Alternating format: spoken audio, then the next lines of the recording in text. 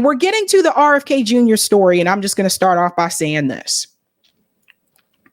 Based on what I just saw and what I'm about to show you, if I were running for president for 2024, I would be very, very, very concerned about RFK Jr. If you are trying to win, I would be very, very concerned about RFK Jr. So I'm going to show you why. I told you that RFK Jr. had ballot access in Utah, but now the game has changed. And I don't even support RFK presidency. Me and him don't align on the Israel issue. We don't align on some of his financial issues either, but that's a whole other story. We've talked about that before on the show. But this just happened. Super PAC supporting RFK says it has gathered enough signatures to put him on the ballot in Arizona and Georgia. Let me tell you why people need to be concerned if you're running for president. Arizona is pretty much like a purple state now, right? Used to be a red state, but Biden won in 2020, and now people are like, it's a purple state, right? So it can go either way, a toss up. Remember, Joe Biden was able to win Arizona because a lot of independents voted for Joe Biden. Then we have the state of Georgia. Joe Biden won Georgia because they went out and they pulled the suburban moms. Remember, we talked about this. They got them to come out and support Joe Biden, particularly in the Atlanta suburbs, right? Fulton County. If RFK Jr. is on the ballot in Arizona and in Georgia, I don't think Joe Biden would win Arizona. And I also don't think he would win Georgia, which I was skeptical that he would win Georgia again anyway. I still don't think that Georgia is a blue state. I wish people would stop calling it that. I don't think it's a swing state. I still think Georgia is a red state, having lived there. I just think that people in Georgia just did not want Donald Trump again. So a lot of them came out to heavily vote against Donald Trump, not necessarily for Joe Biden. But now we've had both. We've had Trump and we've had Joe Biden. And again, the number one issue that people have is the economy. So that being said, this is a big deal. So he's gathered enough signatures to get on the ballot in Arizona and in Georgia. It says American Values 2024 said in a news release they have gathered the necessary signatures to secure ballot access for Kennedy in Arizona and Georgia, two states that helped President Joe Biden defeat Donald Trump in 2020 by very narrow margins. So let's not forget that. We can't sit here and pretend like Biden won Arizona and Georgia by large numbers. He did not. It was close. The grassroots energy and momentum give us more confidence than ever in our ability to knock out the remaining states on our list of states quickly. That's coming from the PAC co-founder, Tony Lyons. While Kennedy's long shot bid is unlikely to garner enough support to win in November, his appearance on the ballot in pivotal swing states could reshuffle the electoral dynamics in a potential rematch between Biden and Trump. Biden defeated Trump by less than half a percentage point in Arizona and Georgia. So everybody hold on to that. He beat Donald Trump by less than half a percentage point in those two states. Now, something else that's not mentioned here, but I'll mention it as well. The Green Party is also on the ballot in Arizona this time around. In 2020, the Green Party did not have ballot access in Arizona. This time they do. Yes, even. Kennedy is currently on the ballot in one state, Utah, and his campaign has gathered enough signatures to appear on the ballot in New Hampshire and Hawaii. So There was a recent interview with RFK Jr. I want to go ahead and jump into that. This was on Fox News. It's titled, "I Think Somebody Else is Making Decisions in the White House." Let's go ahead and get started with this one here. Conversation with independent presidential candidate Robert F. Kennedy Jr. from his battle to get on the ballot in more states, the accusations that he is a spoiler candidate, and what he would do about what he says is the crisis at the border. He has been there twice in recent months. So you're on 3 state ballots right now. How are you going to get on the others? I know you've started your own We the People party, and then there's a libertarian area where you could get on ballots in that way as well. What's the plan and how quickly will it happen? We're going to be announcing new states every week from now on. We're way ahead of our benchmarks. We will be on the ballot in 50 states and the District of Columbia. We have 80,000 volunteers now on the ground. We're finding it. I'm sorry. For some reason, I held on that and it sped up. Sorry about that. Here we go. New states every week from now on. We're way ahead of our benchmarks. We will be on the ballot in 50 states and the District of Columbia. We have, I think we have 80,000 volunteers now on the ground. We're finding it extraordinarily easy, actually, to persuade people to sign. And let's pause here. Did you guys hear what he just said? He said they're going to be announcing new states every week and that they're way ahead of their benchmark. Look, I said this before, and I'm going to say this again. Donald Trump has acknowledged RFK Jr.'s race. At some point, Trump mentioned, yeah, it would be great if he teamed up with me or something like that, something similar to that or whatever. And RFK said he was not interested. But till this day, Joe Biden is pretending like RFK Jr. is not in this race. He has not acknowledged that RFK Jr. is in this race. He has not even tried to criticize him in reference to campaigns, which technically candidates should be doing. Candidates should be criticizing each other's campaigns to prove that they are the best candidate and they have the best campaign. Joe Biden's strategy of pretending like RFK Jr. is not in this race and that he does not exist has been a bad idea. And I called that from day one. And I said before, RFK Jr. is not my candidate. That being said, just because he's not my candidate doesn't mean that he's not polling well as an independent candidate. I think the Biden administration must have assumed that once RFK Jr. was getting the difficulties in the Democratic Party and the DNC pulled their usual tricks, as they always tend to do, that he would just go away. But he didn't go away. He left the Democratic Party and launched his campaign as an independent. And then after that, I'm assuming they probably said, oh, God, this guy's not a threat at all. He's running as an independent. He's not even going to get on the ballot. Not thinking about the fact that he has the name recognition, the Kennedy name recognition. I don't think they really expected RFK Jr.'s campaign to get to this point. And wait till I show you the polls for Arizona. So why I said this before, I think it was a big mistake for Joe Biden to pretend like RFK Jr. is not in this race, because ignoring them doesn't necessarily make someone go away. I think that was a big mistake. And we're ahead of all of our expectations. What do you say to those who say you're just a spoiler? You were very critical of Ralph Nader back in 2000. You wrote a piece in the New York Times criticizing him and saying that he was going to hurt the environment by handing the election to George W. Bush. So what do you say now to those who say that you're in the same position? I hope to be a spoiler for both President Trump and President Biden. I hope to take votes from each of them and win the election. So you don't consider yourself a spoiler? No, I'm not in here to do anything except to win. President Biden was in an ice cream shop and he was asked about Gaza, and he said, while eating ice cream, oh, there's going to be a ceasefire by the weekend. No, not by the weekend, by right after the weekend. And it's not the first time that we've heard him take on serious foreign policy issues in that kind of light environment. We don't hear from him a lot in terms of laying out his thinking on some of these big foreign policy issues. What do you think about his candidacy at this point?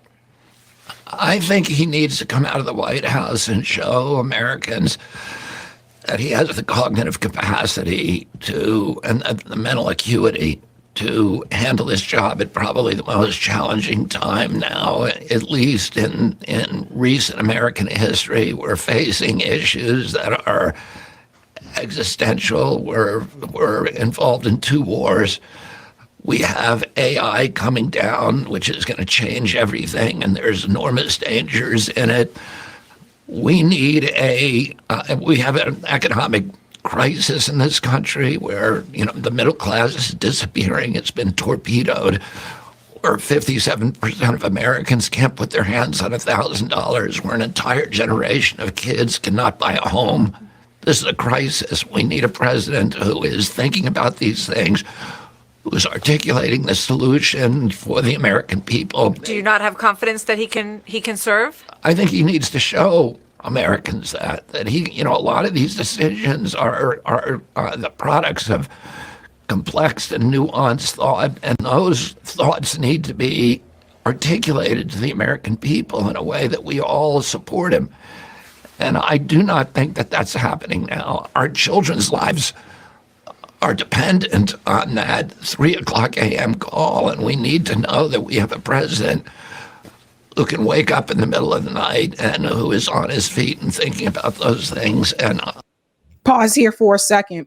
So this is RFK Jr. talking about Joe Biden's mental acuity, right? Remember, it was just a couple of months ago where a lot of these candidates were questioned about, do you think that Joe Biden, is too old? They were trying to say too old instead of, do you think that he has the mental capacity to be president again? Remember, all these candidates were afraid to say that they didn't think that he should run for re-election. Notice that has shifted now. Notice more of them are more open and more upfront about saying, yeah, I don't think. I don't think he's got it. As we get closer and closer to November, I think people are going to hit back at Joe Biden even harder the closer we get to November. And this is why I said before, Joe Biden sitting here pretending like RFK Jr. is not running in this race and that he is not actually a threat to Joe Biden and actually to Donald Trump.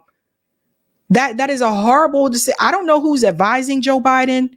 I don't know who's telling him to make the decisions that he's making, but it is a horrible mistake. Now, I will say there was a third party / independent candidate debate that I did cover on Friday on this show. The debate happened on Thursday, and a lot of people were surprised that RFK and Cornel West were not a part of that debate. They were all invited, but for whatever reason, they were not there. I think that was also a mistake. If you get a chance, go watch that third party debate. It's on NTD YouTube channel. Go watch that, because that actually was a well moderated and an intelligent debate for once, where people aren't yelling and talking all over each other. But the fact that he didn't even participate in that debate and his polling numbers are continuing to increase, that is very telling. I think a lot of Americans have lost confidence in that. So you're saying you don't think he's actually in charge? You know what? I have a personal issue, which is my Secret Service protection. And I've known President Biden for 40 years, and he was a friend. With all of the issues about him, he was somebody who, I thought at least, had a kind of fundamental decency. And the fact, I just don't believe that he would have personally made the decision to deny me for Secret Service protection. I think somebody else is making those decisions. You've been supportive of Israel's battle. Before we get into the Israel thing, because that's about to be a doozy, but notice what he just said there, that he doesn't think that, in a nice way, he doesn't think that Joe Biden is making these decisions. I don't think Joe Biden has been making these decisions. I still think that Barack Obama has been behind the scenes somewhere pulling these strings. And you can kind of tell because Barack Obama will release a statement, and then the next thing you know, you'll see Joe Biden move in such a way or change the discussion in reference to a particular issue based on a statement that Barack Obama gave. This is how I've been feeling for quite some time. We really think Joe Biden's the one making these decisions here. Joe Biden don't even know where he's at half the time. Doesn't even know where he's at half the time. So I don't know. Now, we get into this conversation here with Israel and Gaza. This is where things go crazy. In Gaza, what about now? Would you be encouraging Israel to stop the bombing in Gaza, or do you support, as Bibi Netanyahu has called for this week, that they have to finish the job and eliminate Hamas? Well, I think Israel, like every other nation, has a right to defend itself. I think Pause. You see how all the Zionists use that talking point. I think Israel has a right to defend itself, but you never hear them say that the Palestinian people have a right to defend themselves. That is a Zionist talking point. That is the same talking point that AIPAC uses. So RFK Jr., he may say that he's not a Zionist, but he's using Zionist talking points, whether he realizes it or not.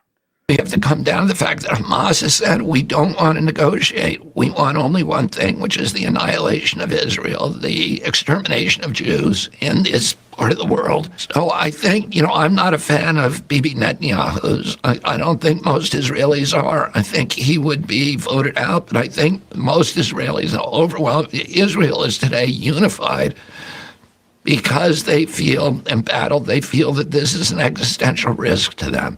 I think it. Pause.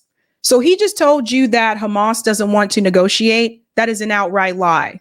It was just over a week or so that Hamas offered a ceasefire to release all the hostages. That was just over a week ago. That is a blatant lie.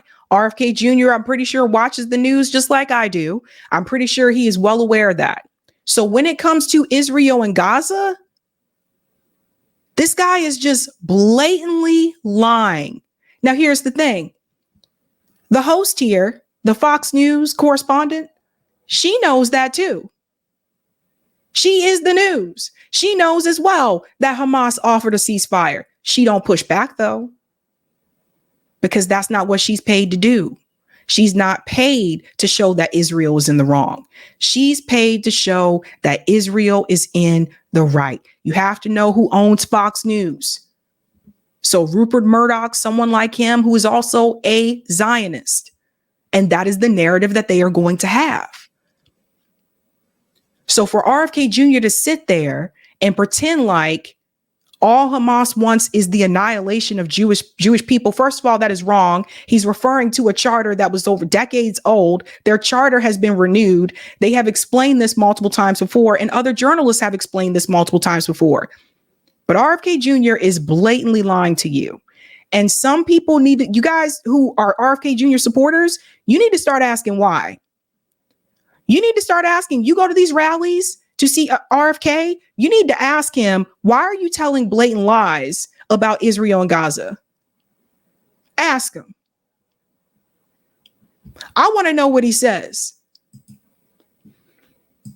Say, it's a complex issue and it's not easy, but we have to look at how do you avoid civilian deaths over the long term, not just immediately. There's some discussion that Joe Biden, the president, could lose the vote in Michigan based on a stance that's very similar to the one that you just presented, because he could lose 200,000 Muslim voters in Michigan. Michigan's a state that you think you just put on the list of one you might be able to win. Is that going to hurt you there? I think, we need to make that distinction that Hamas is not the friend of the Palestinian people.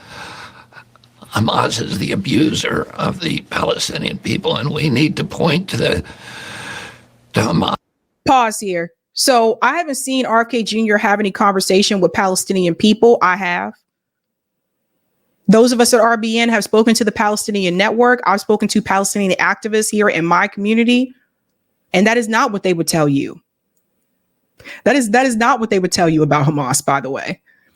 And they may not always agree with all of the tactics that Hamas does, but they wouldn't tell you what RFK just told you, that they're the enemy of the people. And how would RFK know? And he's not having these conversations with Palestinian people. He said he's been to the West Bank. He said he's been to Israel, but he has not been to Gaza. And Gaza is a totally different concept than the West Bank and Israel. The West Bank, yes, they do have apartheid.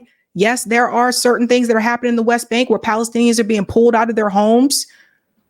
They have separate roads that, based on your passport, determines what road that you can walk on and whether or not you can actually drive or take public transportation based on this passport that you have. That is apartheid, which he continues to deny. But this is why he wouldn't have that conversation with Max Blumenthal. This is why you haven't seen RFK Jr. on any left independent media show. I wouldn't expect him to come on this show because I've been really mean. I've been really mean, but not only that, I'm not one of the bigger shows. But the fact that you don't see him on a show like Katie Halper's show, or Useful Idiots with Katie and Aaron, or The Gray Zone, or Bad Faith, or even TYT. The fact that you don't see him come onto any of those shows on the left, what does that tell you? What does that tell you? Out of all of them, you'd at least pick TYT because they would go the softest on them, and they're more corporate, like that kind of thing. But don't you guys think that's really strange? Because he doesn't want to talk to people that know what they're talking about when it comes to this particular issue. When we see civilian deaths happening, which are horrific and unacceptable, we need to understand that, that Hamas is at fault. Let me ask you this. With regard to the border, there is a battle on Capitol Hill right now that many conservatives believe that you should secure the border before you send another dollar to help Ukraine. Do you agree with that? I think the Ukraine war should be ended. And I think I wouldn't necessarily couple those issues, but I think the Ukraine war is a war of choice.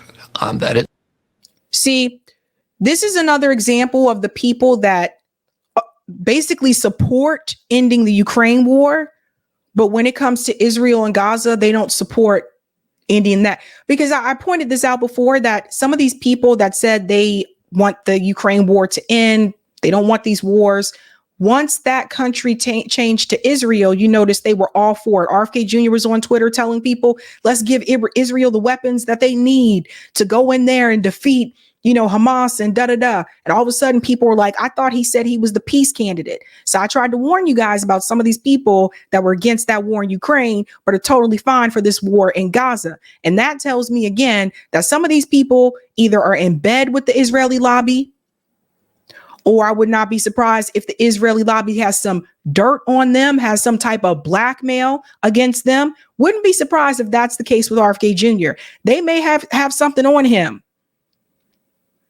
Would not be surprised, because you can't tell me, even if you were extremely ignorant and did not understand what has happened to the Palestinian people all these years, the fact that you refuse to have the conversation with people who have been to Gaza and are very knowledgeable about that issue, that tells me everything I need to know.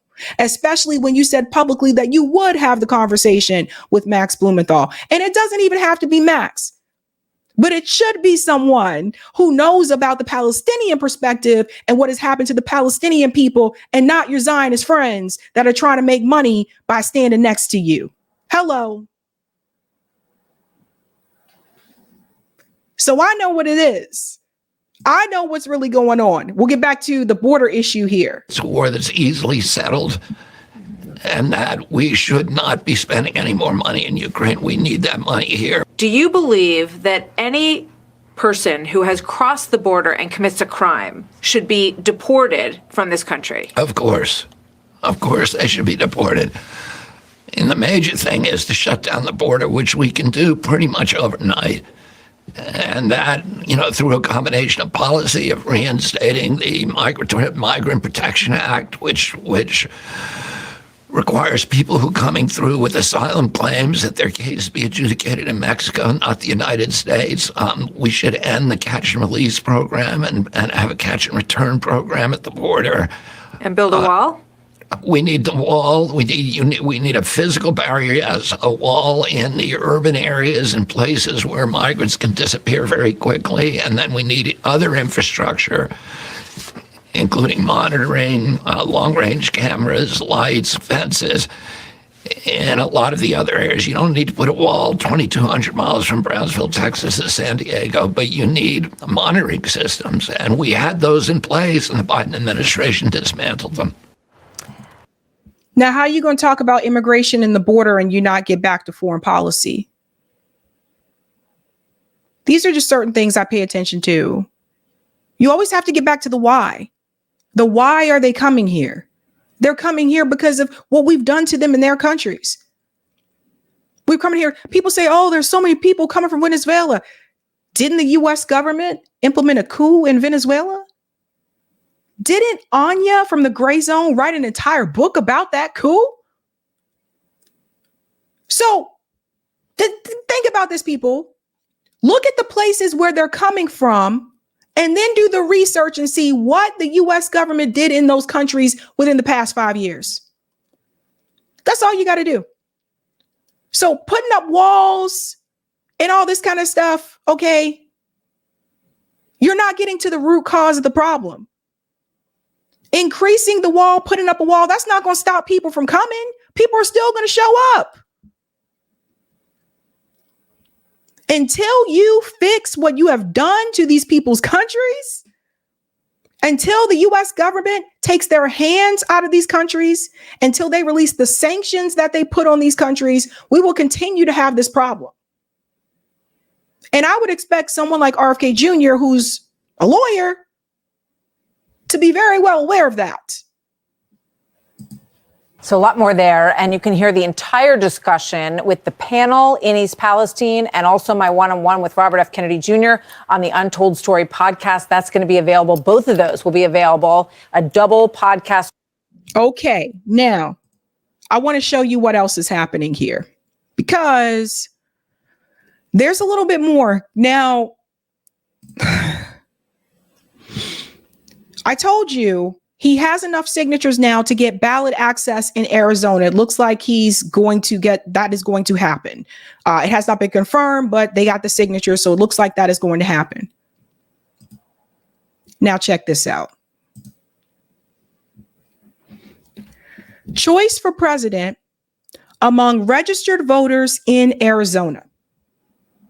33% say Joe Biden, 33% say Donald Trump, 26% says RFK, and he's an independent. Everybody take a minute and look at this.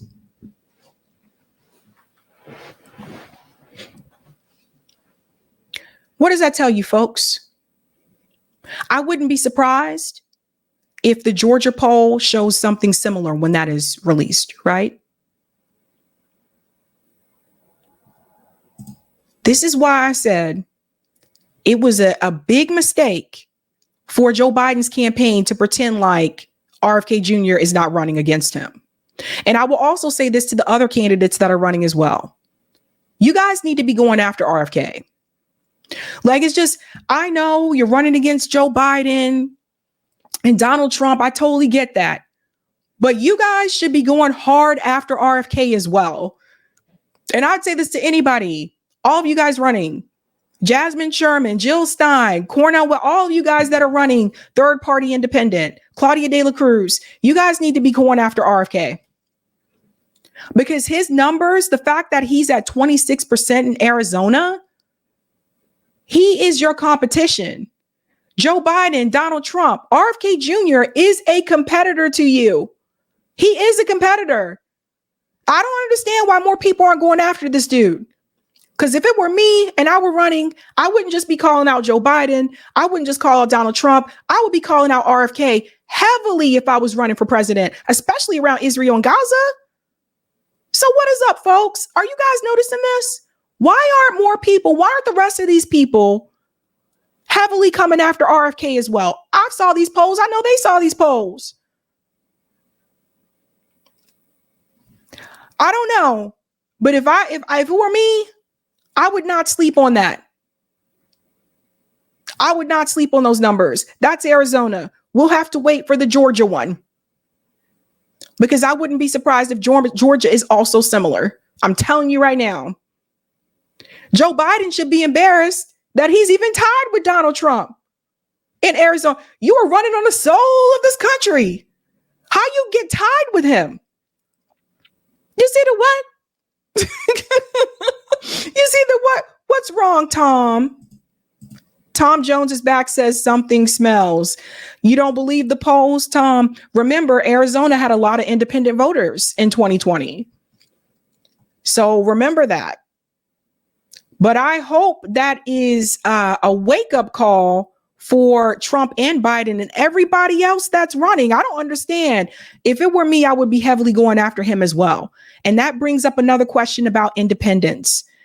Here's a clip here from MSNBC. It shows you just how these independent candidates have started to rise over the years. This is wild. And here's Morning Joe. They can't believe this either. Is a rising tide of independent voters sweeping the nation.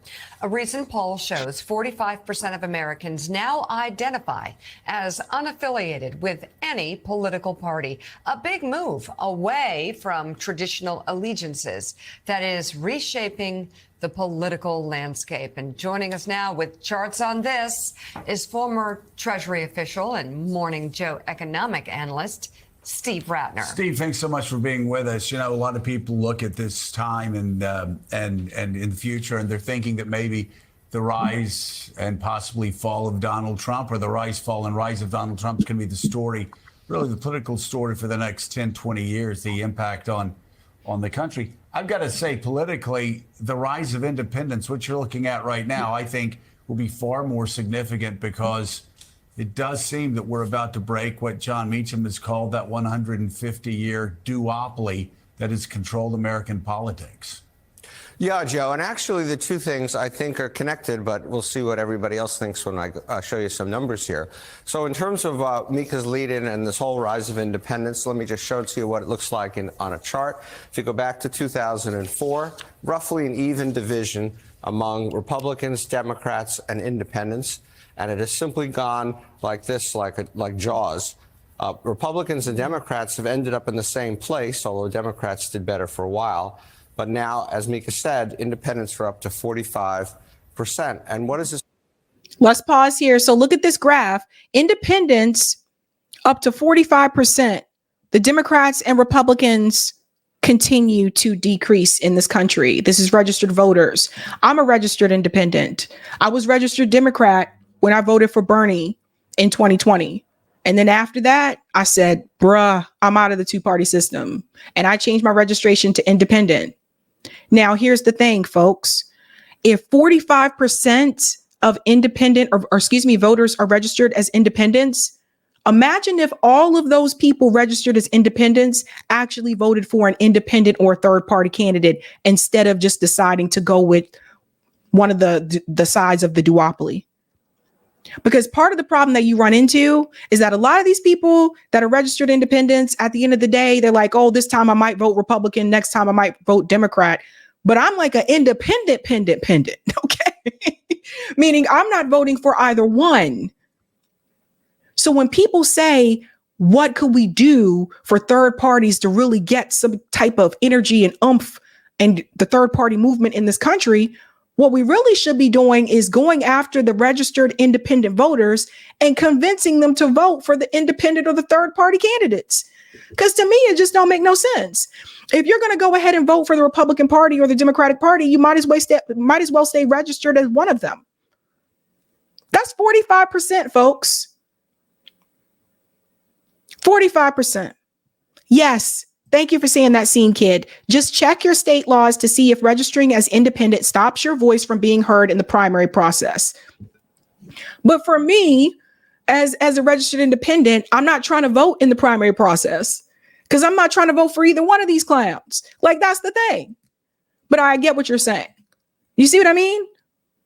45%. Think about the type of power that we could actually have in reference to a third party movement in this country if all these people registered as independents actually voted for the independent or the third party candidate. this reflect? I think it reflects to a considerable degree people's unhappiness with the way our democracy operates. Only 27% of Americans believe that our system is working either well or very well. The rest think it's not working very well. There are 32 states that permit party registration. A lot actually don't. Those of us who live in those states don't really understand that, but that's the way it is. Disproportionately large number of independents in states that don't permit party registration. And all of these green states, there was an increase in independence over this period of time from 2014 to 2024. A few states where it went down, but basically independence on the rise. Notice he said the green states here have an increase in independence, registered independence, right? I'm trying to get this back so we can pause it, right? Okay, look at the states. Check this out, folks.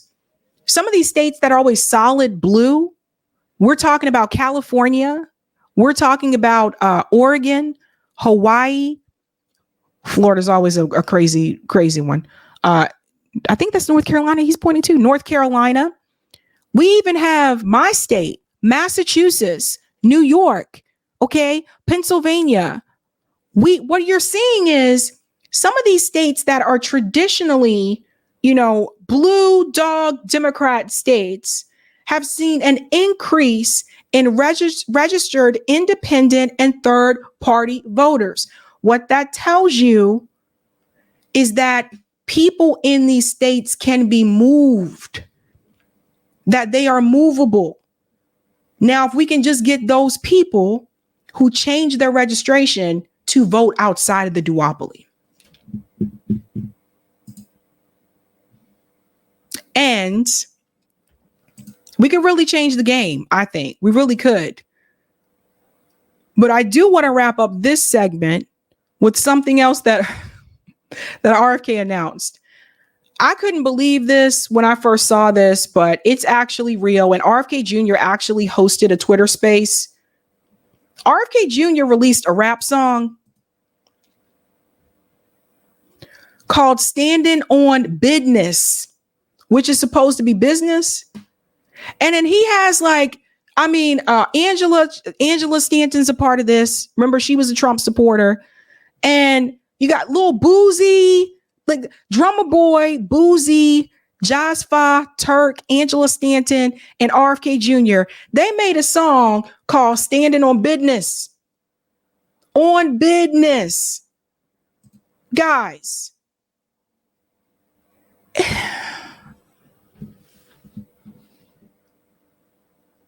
And I listened to it. It's just the pandering of it all. And then second of all, the black people that are part of this, first of all, I never would have been caught dead in this. You would have never got me to be a part of this, ever. Okay?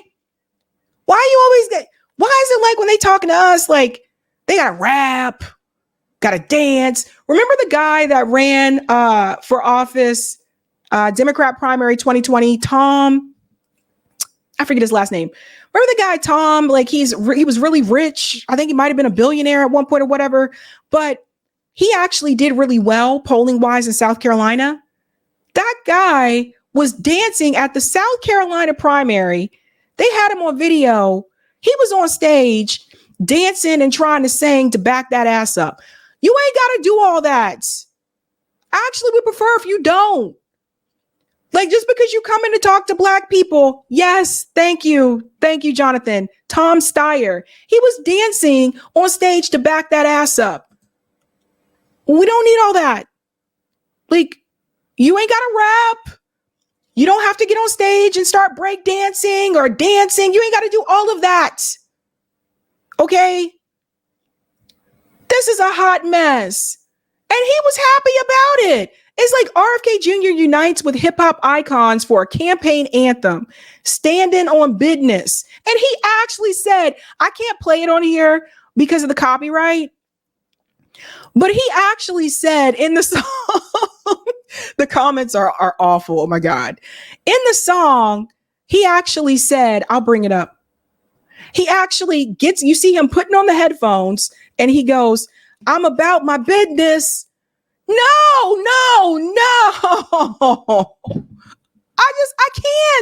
I can't.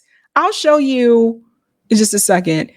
Can we go to my Twitter, Eric? Oh, wait, I guess I could do that myself. I just saw the search button here. Okay, look, I'll show it to you. Watch. I can't play it though, because like I said, they probably have copyright.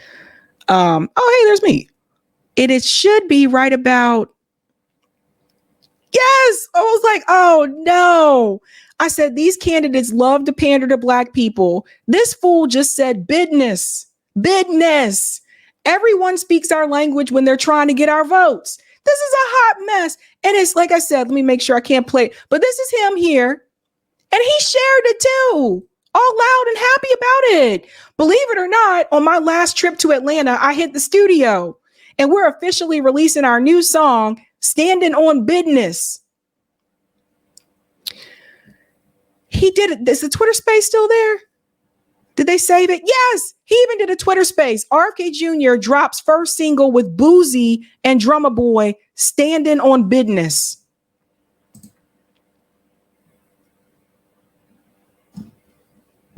I can't.